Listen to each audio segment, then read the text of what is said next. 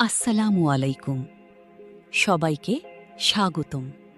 বৃষ্টি ভেজা এক সন্ধ্যায় এক গরিব ছেলে সাহায্য করেছিল এক অচেনা বৃদ্ধকে, কিন্তু সে জানত না এই সাহায্যই বদলে দিতে চলেছে তার পুরো জীবন। ছোট্ট এক গ্রামের পাশে কাদায় ভরা পুরনো রাস্তায় হাঁটছিল রায়হান। সারা দিন কাজ করেও আজ এক টাকাও রোজগার হয়নি তার। পকেটে ছিল মাত্র ২০ টাকা। এই টাকা দিয়েই রাতে মায়ের জন্য খাবার কিনবে সে, কারণ বাড়িতে তার অসুস্থ মা অপেক্ষা করছিল।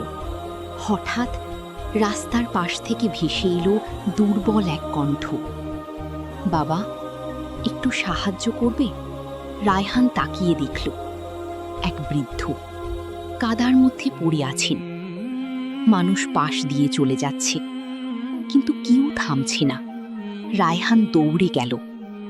নিজের কষ্ট ভুলে সে বৃদ্ধকে ধীরে ধীরে উঠিয়ে দিল।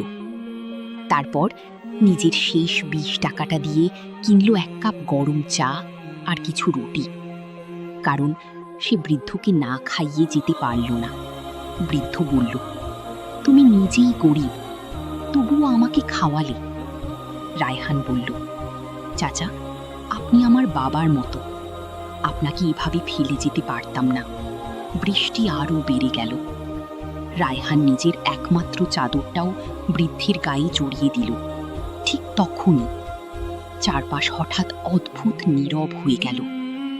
বৃষ্টির শব্দ থেমে গেল। রায়হান ধীরে ধীরে তাকিয়ে দেখল, বৃদ্ধ মানুষটা আর সাধারণ কেউ নন। তার চারপাশে ছড়িয়ে পড়ছে সোনালি আলো। ফেরেশতা বলে উঠল, মানুষের হৃদয় পরীক্ষা করার জন্যই আমি এসেছিলাম। সবাই চলে গেছে, কিন্তু তুমি থেমেছিলে। হঠাৎ চারদিকে উজ্জ্বল আলো ছড়িয়ে পড়ল। রায়হান চোখ বন্ধ করে ফেলল। আলো মিলিয়ে যাওয়ার পর সেখানে আর কেউ ছিল না, শুধু পড়েছিল একটি সাদা পালক। ঠিক তখনই রায়হানের ফোন বেজে উঠল।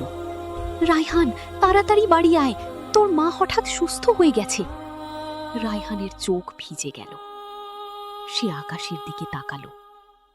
কালো মেঘের ফাঁক দিয়ে একটুকরো আলো এসে পড়েছে তার উপর।